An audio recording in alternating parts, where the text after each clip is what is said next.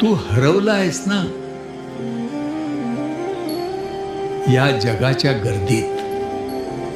तुझा कैवारी कोणी नाही असे तुला वाटते. अरे वेड्या, माझा आणि शिवाचा वेगळा विचार करू नकोस. तुझ्या कपाळावरील भस्म मीच आहे आणि तुझ्या संकटांना भस्म करणारा तिसरा डोळा तोही मीच आहे.